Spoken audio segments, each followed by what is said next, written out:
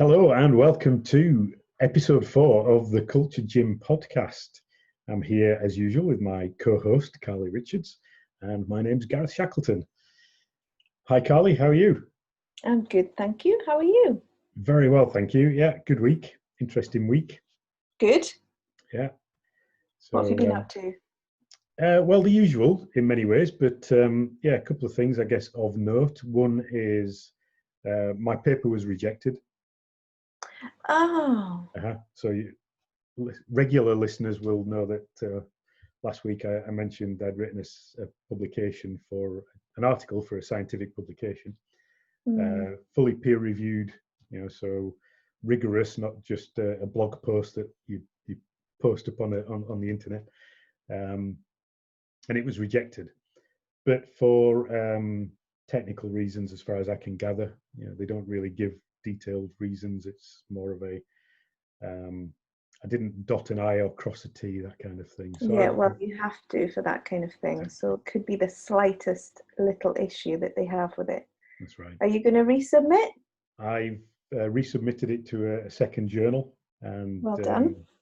We shall see what happens there. It's part of the rigor of publication in the academic world. So it's good, really. It's a good process to go through to have that rejection and to keep on pushing with it. So yes, we believe you, Gareth. It disappointing as well. Clearly is a joy for you. No, well, you've got to look on the bright side, haven't you? I was disappointed. I'm not going to pretend I wasn't, but at the same time, you've got to look at the fact that it is a rigorous process and not just any old paper gets published. So as part of when you're successful and you get that paper published, then you can look at it and go, well, okay, I must have deserved it then. That's a tough pill to swallow, but you're absolutely right. It's reassuring that they are so rigorous with the process, and it's certainly on my bucket list to at least attempt. I would love to get something published, a piece of research published, but it's certainly on there to at least attempt it one day. So well done. Well done. Publication next. Yeah. To do with culture, company culture. We'll do a big piece of research. Well, congratulations for submitting it and for being resilient enough to resubmit. Thank you. You're welcome. What have I been up to? So this morning, continuing the research theme, I was actually interviewed for a piece of research to do with entrepreneurship. And I was asked various different questions about my journey, about my opinions on certain things, about everything from the risks that you have to take to how it affects family life, all sorts of different things. It was really interesting, actually. So that was about an hour long, and that was I was really pleased to participate. Yeah. Do you find the reflection is useful of that, being asked those questions and having to reflect back on the risk and the journey and what it's meant to you? Yeah, I really do, actually. Because I'm used to being the researcher and interviewing other people or asking other people questions rather than being on the receiving end. So it was really interesting to provide that insight. And at one point I did say to her, this is a bit like therapy. This is because you don't often get a chance to reflect on your journey and go over your timeline. And actually that's one of the really useful techniques to evaluate career is to use timeline therapy and to go through where you've been, how it made you feel, what happened, why it happened. It's a huge mapping process, but it's a very, very worthwhile tool. So very nice to go through my own journey and kind of answer questions about where I've been and how I've arrived here. Yeah, very good. Excellent. Good process. Good experience. Yeah. Good. So, our topic for today, it's an interesting one, isn't it? Neuroplasticity. I can't even say it. I know, people will be thinking, what the heck is neuroplasticity? Well, some might not. You may have heard of it. It's basically a term that covers the notion Okay, let's start at the beginning. You know the phrase, you can't teach an old dog new tricks? I do know the phrase, yeah. Yes, well, Don't in necessarily recent subscribe years, to it, but... no, because in recent years, scientists have discovered that actually that's not true at all. I suppose that in a lot of ways, people kind of thought, well, yeah, I can learn a new skill, you know, in my, God knows, whatever, 90s, 100 years or whatever. I could if I really wanted to. And that's absolutely true. Now they just have the science to back that up. And neuroplasticity refers to that that process in that it's essentially the way the brain grows and kind of strengthens the neurons in between. So yeah, it's about the building of new pathways in the brain to learn new skills and how that works, and the fact that it can work. And we're going to talk today about how that process works, but also from a practical point of view, why we know that despite us having a certain personality type, or despite us having certain potentially limiting beliefs about ourselves, about where we've come from, about what we're capable of, we do actually know that we are all capable of learning new skills, changing certain habits, changing behaviors, but it does require extensive practice and continuation of strengthening those neurological pathways. Yeah. So. Yeah, I think I guess the history of this is that for many years, neurologists thought that the brain, once it had grown, when you got through your teenage years and you'd stopped growing, that the brain was pretty much fixed and new neurons didn't grow and new synapses between neurons weren't formed. And eventually the brain went into decline, hence neurodegenerative diseases. But we now know that actually that's not true, that particularly certain parts of the brain can form new neurons and new synapses between the neurons, particularly in parts of the brain which are involved with memory formation, and therefore learning new skills and new techniques. So hence the term neuroplasticity, and the ability to create new pathways within the brain. And I think the comment you make there about it takes practice, that's about remodeling the brain, isn't it? It's about building up and creating more synapses between more neurons in more pathways related to that new behavior. And so it's about building new habits and then practicing those habits in order to strengthen the neuronal pathways. Yeah, and with the practice, if you can imagine, at first you might try something new, you'll be fairly nervous because you're trying something new. It might feel slightly uncomfortable. I suppose if you were trying to learn to write, if you're a right-handed person, you're trying to learn to write with the left hand or the opposite, it's going to feel weird at first, isn't it? And that's exactly how it does feel. You really have to concentrate very, very hard on that. And yet, if we wanted to kind of learn how to write with our left hand, it would take, logically, we understand that it would take continuous practice and repetition and consistency.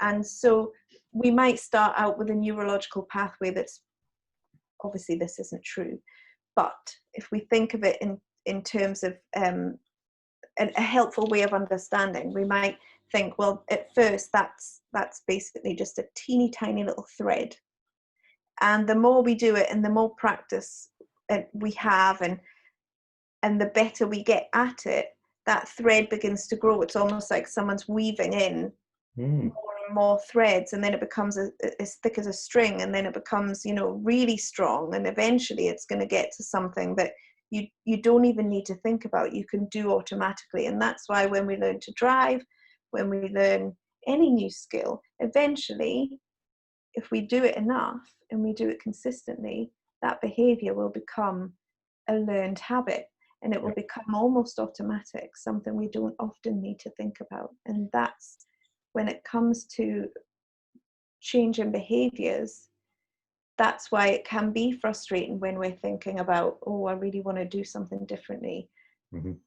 We do it for a couple of times and then we get so annoyed because it doesn't seem to be working, or we still feel uncomfortable, or, you know, I'm still not good at public speaking or something like that. And we think, this doesn't seem fair, but actually we just have to keep going. Yeah, no, that's right. I think the driving analogy is a good one, isn't it? Because we've all been there. Most of us have learned how to drive, and we all know that we start off in that situation of conscious incompetence.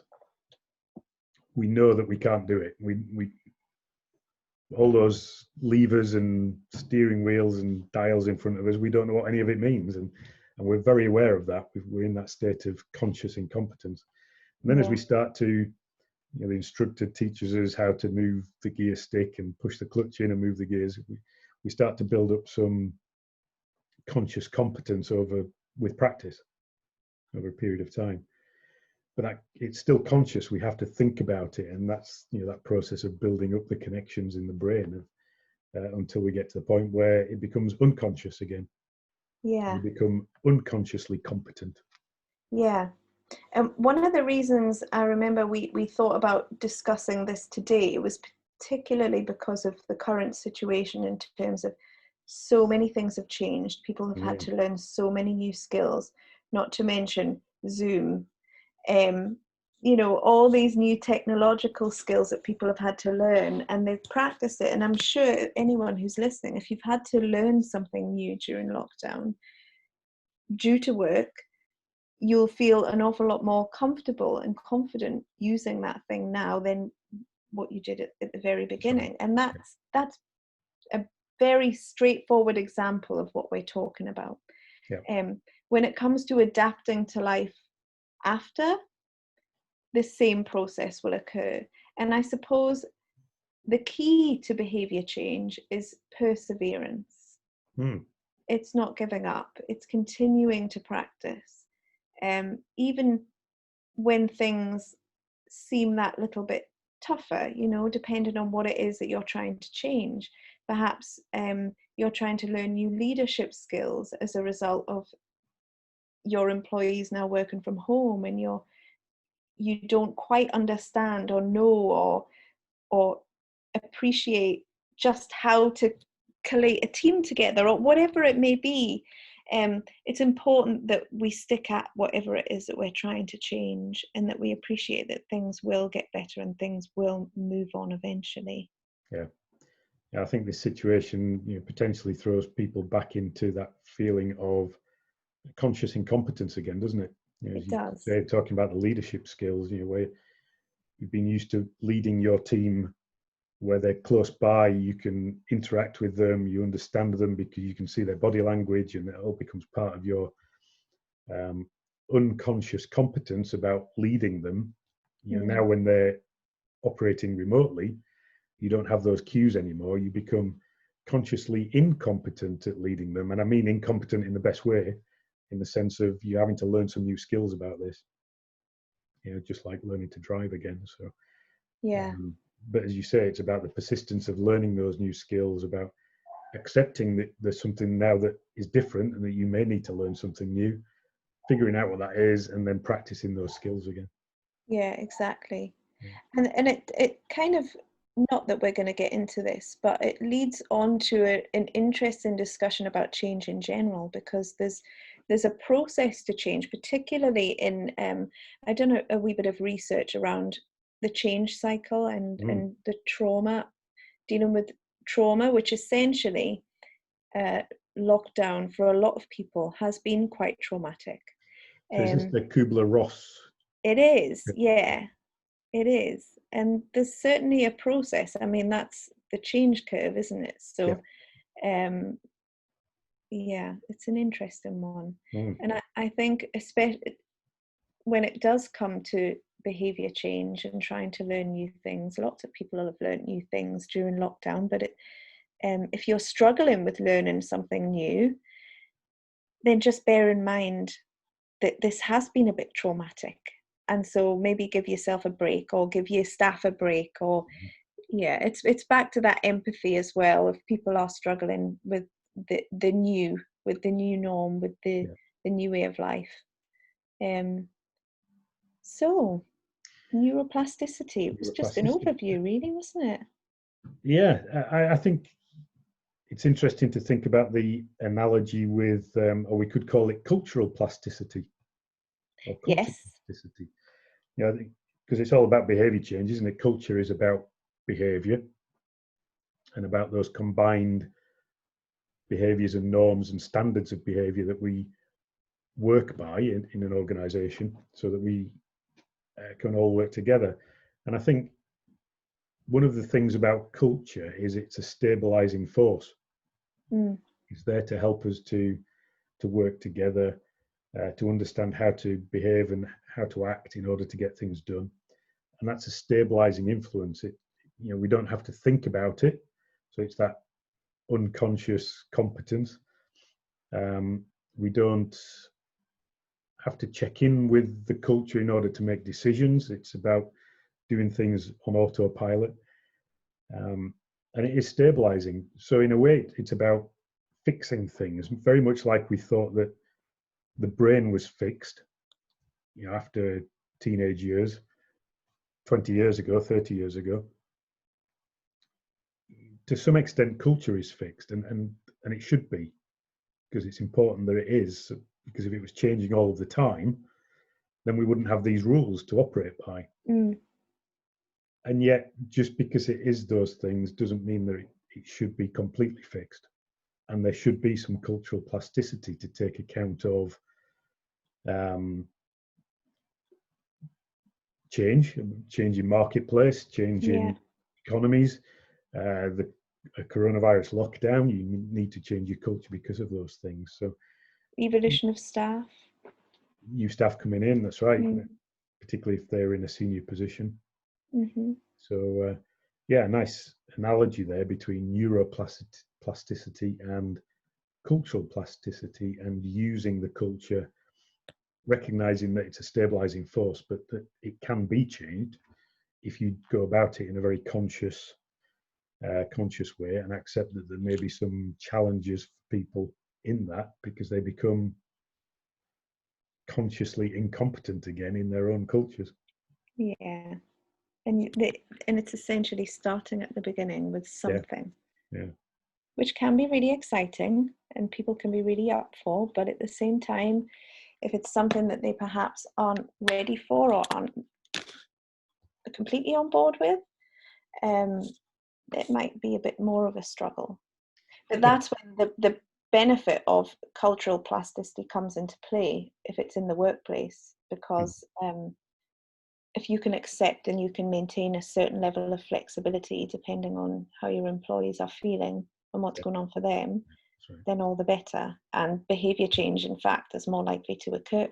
And I think that's what the culture gym's all about, isn't it? It's all about cultural plasticity. It's about saying that your culture is strong, it's good, it's it's helped you to get to where you are now, but it is possible to change that. It's possible to work it out, to strengthen it, to improve it, to change it if change is necessary, to something that will serve you and your employees even better going forward. Yeah, I agree. Very good. Good. So then, our question for the week, part 3 of our podcast. Yeah. So this is a question, and we may have already touched on it earlier, is, what does success mean? How do you define success? This could be in terms of what are the characteristics of a successful person, but here we're thinking about how do you distinguish between someone who is successful and someone who hasn't been so successful, perhaps in the same position? At least that was the question that originally, as I posed it, which you then posed back to me as, what does success look like for you? Yes, I did, because when you posed the question, I said, well, this is really interesting, because I was actually asked in this interview a very similar question, and she asked me, what does success look like for me? And I thought, oh, that's a really good question. One of those questions that you wish you'd had a chance to prepare for. But my knee-jerk reaction was simply to say that at first I thought, well, it's a feeling for me, because yes, I want to do well in terms of my numbers. So I want to earn a certain amount of money, or achieve a certain thing with clients. So in some respects, it can be a tangible thing. But for me personally, most of all, it's a feeling. So I know, for example, that I feel successful when I'm organized, when if I bounce back from a problem and I show resilience, and so I think that then led us on to the part of the discussion where we thought success is really different for lots of different people, isn't it? It feels differently for different people, and then from an individual perspective, it probably seems really different to a leader of an organization, for example. And then we kind of came back to the original, which was, so what makes, say, for example, a successful leader in one position versus a leader in another position who, for whatever reason, isn't as successful. And you could look at the tangible results. You could look at, so what's the numbers? How has the company progressed? But does that really answer the question as to what makes the successful leader? Probably not, because I think it's all to do with an amalgamation of everything. It's the outcomes, but it's also how that individual feels personally. It's how that individual makes other people feel. So it's their employees, for example.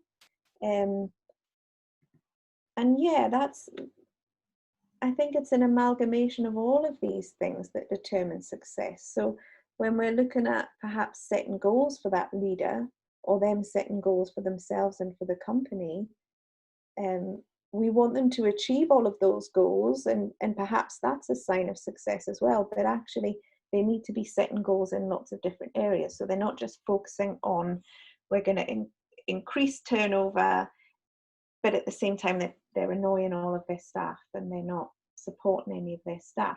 Likewise, we don't necessarily want to bring in a leader who's solely going to focus on staff morale and career satisfaction for those individuals, and completely, well, or bypass the numbers game. So I think it's a balancing act, as is most things in business and life in general. But I definitely think that we shouldn't just focus on the tangible results when it comes to what does success look like.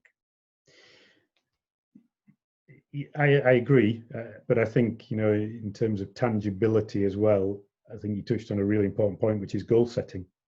I think being successful is about setting goals. I don't think I always believed that, but I've come more to believe that as life goes, as I get older, I guess.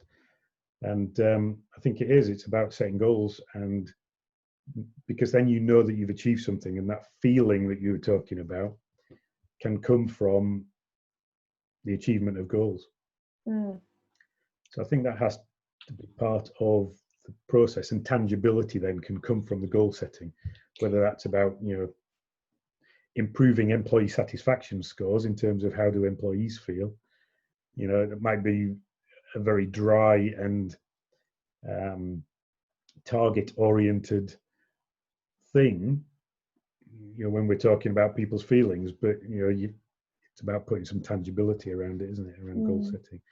And the same with customer satisfaction scores, or even, well, I guess shareholder satisfaction comes from the share price, so we can we put that tangibility on it there immediately. So goal setting, I think, is an important aspect. Yeah, I'm a firm believer in goal setting, and I pretty much always have been. But I also appreciate that some of the goals that I've set for myself, that I've set for clients, or that we've set together, sorry, some of the goals that companies that I've been working with have brought me in to help work towards,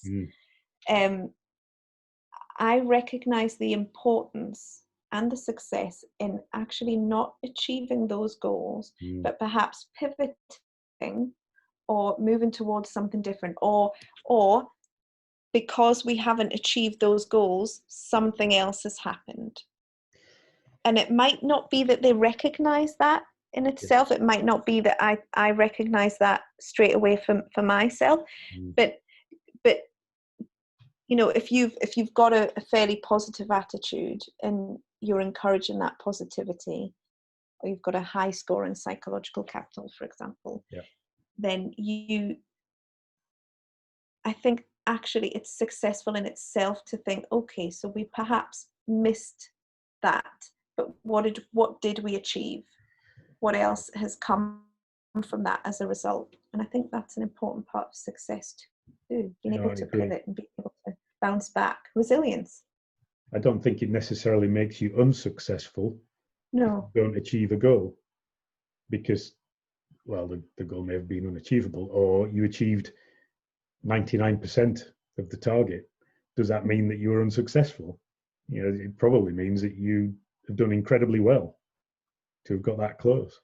Yeah. And to then feel unsuccessful and to put that upon yourself because you were only 99% of the way there, I think is unreasonable, and probably in the long run is not going to lead to long-term success, because that kind of negativity around achievement is not going to allow you to then be resilient and to aim for even bigger goals. You have to retain that positivity and that feeling of success and achievement when you narrowly miss goals. Yeah, which poses a really interesting question and possible point then. Does success involve resilience or psychological capital, which for anyone who doesn't know what that is, it's essentially it's made up of our hopefulness, our self-efficacy, our resilience, and our optimism. So essentially, how much of a positive person are we? How can we bounce back from problems? And in the same way that we measure human capital in an organization, we can also measure psychological capital, which is a really up and coming important aspect of success, I think. Sounds like a topic for another. It could podcast. be. Psychological capital. There you go. So yes, I actually think then, because of this discussion, that is a really important part of success. Resilience. I absolutely. Being able to bounce back and I think success shouldn't be measured in just a one-off result. It should be something that's repeatable. Almost, perhaps it's unfair to say, but anybody can be lucky once. But if you can repeat, the achievement of goals or repeat success, then that really is the sign of success, isn't it? Yeah. It has to be that. For example, right now, there will be many, many businesses who, most businesses, in fact, completely thrown off their goals, completely in a whole new direction, under the just rug. What am I trying to say? Rug pulled from under the feet. That's what I'm trying to say. And yet, you would look at those businesses and think, or the leader of those businesses, and think, you are successful. Yeah. You have not achieved one goal that you set out to achieve this year, but look at what you have achieved. You are incredibly successful. You've managed to pivot. You've been resilient. You've looked after your staff. You've looked after yourself. But that's not to say then that leaders of businesses who have really, really struggled for lots of different reasons, emotionally, stuff going on in their family, that's not to say that they're unsuccessful. So then, I'm getting a bit philosophical here. Is it fair to measure success at all? It depends what you mean by fair. But it's one of success is one of those words, isn't it? It gets used an awful lot, Yeah. and yet it's incredibly difficult to define. And maybe that's why it's used a lot and misused a lot, because it is so difficult to define. Talking about getting philosophical. But one of the questions that I found very powerful as we start to come out of lockdown, when we're talking about goals and not being able to achieve goals because of what's happened, actually, it's very powerful to think, well, what would it take to achieve that goal? We've missed the milestone on the way to achieving our grand goal for the year, perhaps, because of the last 3 or 4 months. But before we discount that goal or discard it, what would it take to hit it? What would we have to do in the next 6 months to catch up? If we were to think different, if we were to pivot, if we were to completely throw away our plan and start again, what would it take? Now, it might be that you decide not to go for that goal anymore because you believe it is completely unachievable. But just by asking that question, it gets you to think differently. And again, I think that's a marker of people who generally are successful, is that they don't discard the goal just because things have thrown them off course. They look and they ask the question, what if, how could I, before they discount it, and then they decide to go for a different goal. We've displayed their resilience. Yeah, exactly. Yeah. Yeah. Really interesting. Also, when you were talking, just to finish off, perhaps, I was thinking, is success then a completely personal thing? Is it? I know that certainly in terms of career, for example, perceived success by your manager could be completely different to the perceived success that you have about yourself. And so who's right and who's wrong? And is it more about our self-perception than it is about anything else? We'll leave it there, shall we? Well, and that maybe comes to the topic of internal, external locus of control and focus, doesn't it? So, yet another topic. I hope, we'll have to make notes. Good. Well, hopefully that's got people thinking about what success means, what it means to them, and what society thinks that success is as well, and whether that's two completely different things. Yeah, but interesting question. I mean, if anyone wants to leave a comment or get in touch or send us an email, by all means, please do. It's always interesting to hear other people's take on what we're discussing. Indeed. Yeah, an interesting topic. I'm sure there's 1,001 different definitions out there that will be interesting to hear from everybody. Definitely. Good. Well, that's probably all we've got time for today, Carly. Yes, I think it is, Gareth. We're getting better at not kind of going off on many different tangents. Really? I don't even know how long this one has been. I have no idea. But it's so fascinating all of the time, and that's why we end up going off on these rabbit holes, because there's so many different topics that are raised, and that this is a chance, this podcast, for us to explore some of those things in a way that we couldn't do professionally and we can't do with clients, because you have to stay focused for their purpose when it comes to working with a client. But in a podcast like this, we can explore all sorts of different rabbit holes. And it's interesting to bring up points of discussion for other people who may be listening, and for just a moment for them to ponder on something that perhaps they wouldn't have pondered on that day. Right. I think it's very, very useful. So hopefully other people are finding it useful too. Certainly giving me lots to think about. Me too. Yeah, and that's what it's all about, isn't it? Yeah. Changing our thinking is the key to changing anything, changing behaviour. So if these podcasts are helping us to change our thinking, then hopefully it's helping other people to change theirs too. I hope so. Very good. Well, tune in for episode 5 next week, where we may be talking about psychological capital or internal and external locus of control. Yes, and if it's neither of them, then we'll definitely put them on the list for topics of discussion. But as always, if anyone does have something that they want us to discuss, if they have a question that they want us to answer in the podcast, please do drop us a line, put a comment on the podcast page, or email us at hello@culturegym.co.uk. Well done, I'm glad you remembered. Excellent. That's all we've got time for today, everybody. Hope you've enjoyed the show today, and tune in next week for another Culture Gym podcast. Goodbye. Have a good week. Bye.